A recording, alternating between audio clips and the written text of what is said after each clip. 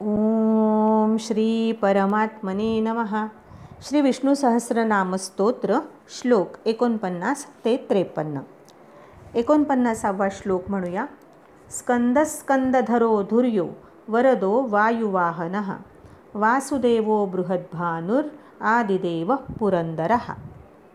स्कंद भगवान स्कंदन करतात, अर्थात अमृत रूपाने वाहतात किंवा वायुरूपाने सुखावतात, म्हणून त्यांना स्कंद म्हटलंय. स्कंद म्हणजे दोषांचं स्कंदन, निर्दालन करणारा. स्कंद म्हणजे कार्तिकेय, देवसेनापती. सेनानीनामहं स्कंद असं भगवान गीतेमध्ये म्हणतात. उपनिषदांमध्ये सनत कुमारांना स्कंद म्हटलंय. संसार तापाचं खंडन करणारी भगवंताची जी शक्ती आहे तिचं नाव स्कंद आहे. स्कंदधर भगवान स्कंद म्हणजे धर्ममार्ग धारण करणारे आहेत आणि म्हणून ते स्कंदधर आहेत. धुर्य समस्त भूतांचे जन्मादी रूप ओझं जे आहे ते भगवान धारण करतात आणि म्हणून त्यांना धुर्य असं नाव आहे. वरद भक्तांना इच्छित वर देणारे भगवंत आहेत आणि म्हणून ते वरद आहेत. वायुवाहन भगवान वायूंना चालवतात. आवह प्रवह अनुवह संवह विवह परावह आणि परिवह असे वायूंचे 7 भेद आहेत. भगवान या सर्व वायूंना चालवणारे वायुवाहन आहेत. वासुदेव भगवंताचं अतिशय गोड असं हे नाव आहे. भागवत धर्मामध्ये वासुदेव हे नाव प्रधान आहे. याच्या अनेक व्युत्पत्ती आहेत, आपण सगळ्या बघू शकणार नाही.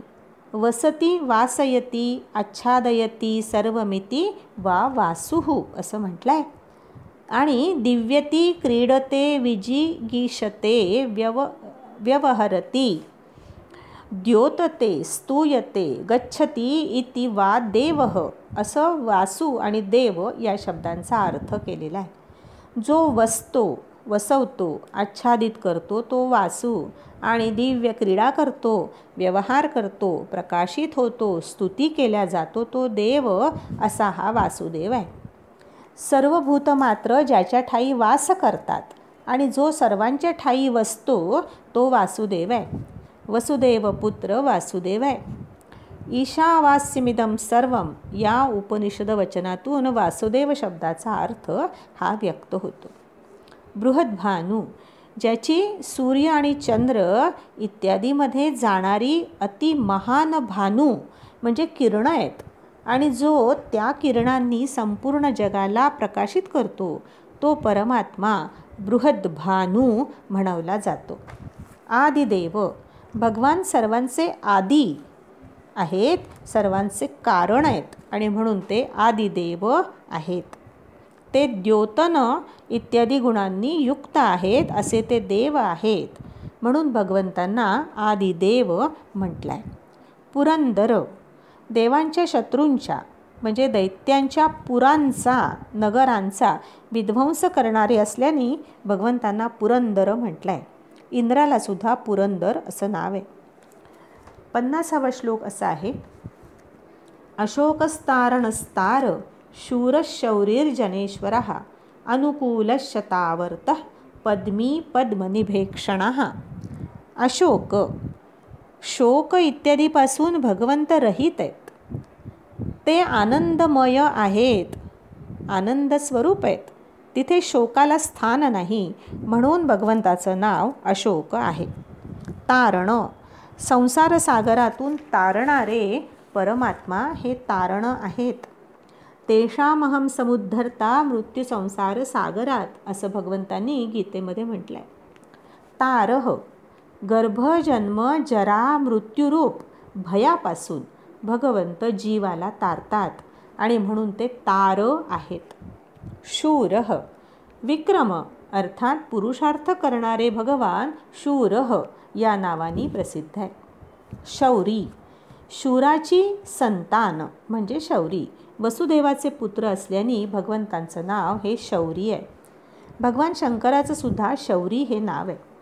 जनेश्वर जन म्हणजे सर्व जीव, या सर्व जीवांचे ईश्वर भगवंत आहेत. अनुकूल, भगवान सर्वांचे आत्मारूप असल्याने ते अनुकूल आहेत. कारण कोणीही स्वतःला प्रतिकूल आचरण करत नाही. भगवान आत्मभावाशी अनुकूल आहेत, म्हणून त्यांचं सुंदर असं हे नाव आहे अनुकूल. शतावर्त, धर्मरक्षणासाठी भगवान शतदा आवर्तन करतात, पुन्हा पुन्हा अवतार घेतात, म्हणून त्यांना शतावर्त म्हटलं आहे. तसंच प्राणरूपानी हृदय देशातून निघणाऱ्या शेकडो नाड्यांमध्ये भगवान आवर्तन करतात आणि म्हणून त्यांचं शतावर्त असं नाव आहे. पद्मी, देवाच्या हातामध्ये पद्म आहे आणि म्हणून त्यांना पद्मी म्हटलं आहे. पद्मनिभेक्षण, त्यांचे ईक्षण म्हणजे त्यांचे नेत्र कमळाप्रमाणे सुंदर आहेत आणि म्हणून ते पद्मनिभेक्षण आहेत. 51वा श्लोक असा आहे. पद्मनाभो रविंदाक्ष पद्मगर्भ शरीरभृत महर्धिरुद्धो वृद्धात्मा महाक्षो गरुडध्वजः. पद्मनाभ, भगवान हृदयरूप पद्माच्या नाभिस्थानी कर्णिकांमध्ये स्थित आहेत आणि म्हणून ते पद्मनाभ आहेत. अरविंदाक्ष, भगवंताचे नेत्र अरविंद म्हणजे कमळासारखे सुंदर आहेत आणि म्हणून ते अरविंदाक्ष म्हणवले जातात. पद्मगर्भ, हृदयरूप पद्माच्या मध्ये उपासना भगवंताची केली जाते आणि म्हणून ते पद्मगर्भ आहेत. शरीरभृत, भगवान अन्नरूपानी किंवा प्राणरूपानी देहधारींच्या शरीरांचं पोषण करतात आणि त्यांना धारण करतात, म्हणून ते शरीरभृत आहेत.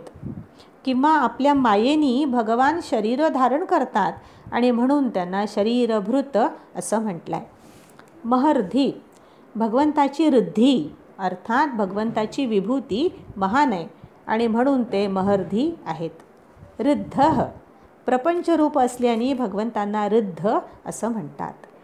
वृद्धात्मा, ज्यांचा आत्मा वृद्ध म्हणजे पुरातन आहेत, ते भगवान वृद्धात्मा आहेत. महाक्ष, भगवंताचे अनेक महान अक्ष म्हणजे डोळे आहेत, नेत्र आहेत, म्हणून त्यांना महाक्ष म्हटलं आहे. गरुडध्वज, भगवान विष्णूच्या ध्वजावर गरुडाचं चिन्ह आहे, तसंच ते गरुड वाहन आहेत, म्हणून त्यांना गरुडध्वज म्हटलं आहे. 52वा श्लोक असा आहे. अतुलशरभो भीम समयज्ञो हविर्हरिः सर्वलक्षणलक्षण्यो लक्ष्मीवान समितिंजयः. अतुल, भगवंताची कुणाशीही तुलना होऊ शकत नाही, ते अतुलनीय आहेत. न त्वत्समोस्त्यभ्यधिक कुतोन्यः, तुझ्यासारखं कोणीच नाही, तर मग तुझ्याहून अधिक कुठून असणार, असं गीतेमध्ये म्हटलं आहे. असे भगवान हे अतुल आहेत. शरभ, शीर्यमाण म्हणजे नाशवान, शरीर नाशवान असतात आणि म्हणून शरीराला शर म्हणतात. त्यामध्ये प्रत्यगात्मा रूपाने भगवान भासतात आणि म्हणून ते शरभ आहेत. भीम, भगवंतापासून सर्वजण भय मानत असतात आणि म्हणून ते भीम आहेत. ते दुर्जनांच्यासाठी भीम म्हणजे भय उत्पन्न करणारे आहेत आणि सज्जनांच्यासाठी मात्र अभीम असे आहेत, अभय देणारे आहेत. समयज्ञ, सृष्टी स्थिती आणि संहाराच्या वेळी काळाला जाणणारे भगवान आहेत. ते 6 ऋतूंना जाणतात, काळाला जाणतात आणि म्हणून ते समयज्ञ आहेत. तसंच सर्व भूतांच्या मध्ये समभाव असणं हाच भगवंताचा महान यज्ञ आहे.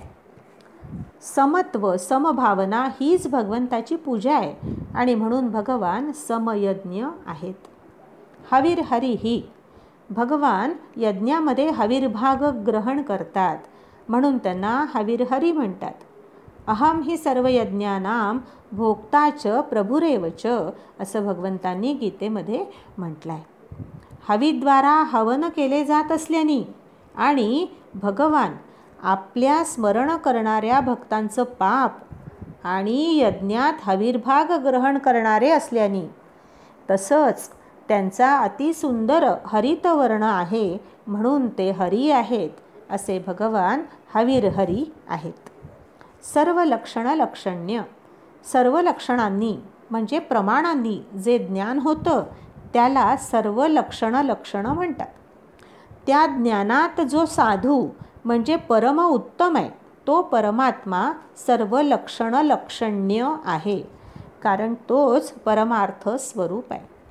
लक्ष्मीवान, भगवंताच्या वक्षस्थलावर लक्ष्मीचा नित्य निवास असतो आणि म्हणून ते लक्ष्मीवान आहेत. समितिंजय, समिती म्हणजे युद्ध, भगवान युद्ध जिंकतात आणि म्हणून ते समितिंजय आहेत. 53वा श्लोक असा आहे. विक्षरो रोहितो मार्गो हेतुर्दामोदरसह महीधरो महाभागो वेगवान अमिताशनः. विक्षरः, ज्याचा कधीही नाश होत नाही असे भगवान हे विक्षर आहेत. रोहित, आपल्या इच्छेनी जे रोहित वर्ण मूर्ती धारण करतात, बालरवीसारखा वर्ण धारण करतात ते भगवान रोहित आहेत. किंवा एका विशेष मत्स्याचं ते रूप घेतात असे भगवान हे रोहित म्हणवले जातात. मार्ग, मुमुक्षुजन त्या परमात्म्याचं मार्गण म्हणजे शोध घेत असतात म्हणून त्यांना मार्ग म्हटलं आहे. तसंच ज्या भगवंतांमुळे, ज्या साधन मार्गामुळे परमानंद प्राप्त होतो तो भगवंतच मार्ग आहे. हेतुः, संसाराचं निमित्त आणि उपादान कारण भगवंत आहेत आणि म्हणून ते हेतू आहेत. दामोदर, दम इत्यादी साधनांनी जेव्हा मती उदार होते तेव्हा त्या मतीनी भगवंतांना जाणता येतं असे भगवान दामोदर आहेत. दाम म्हणजे दोरी.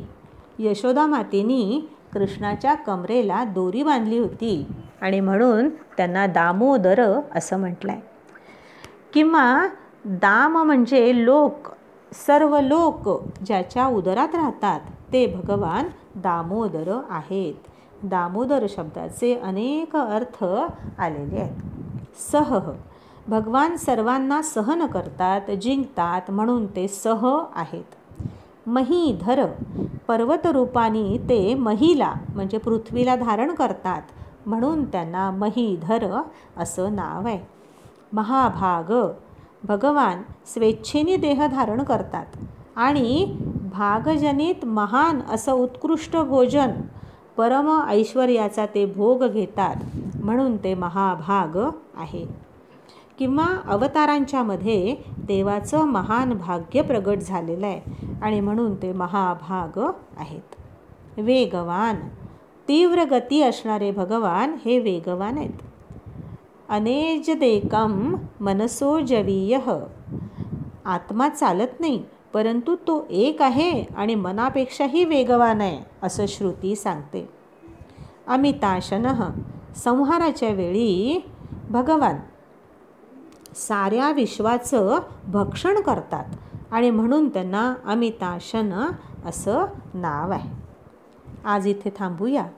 हरये नमः.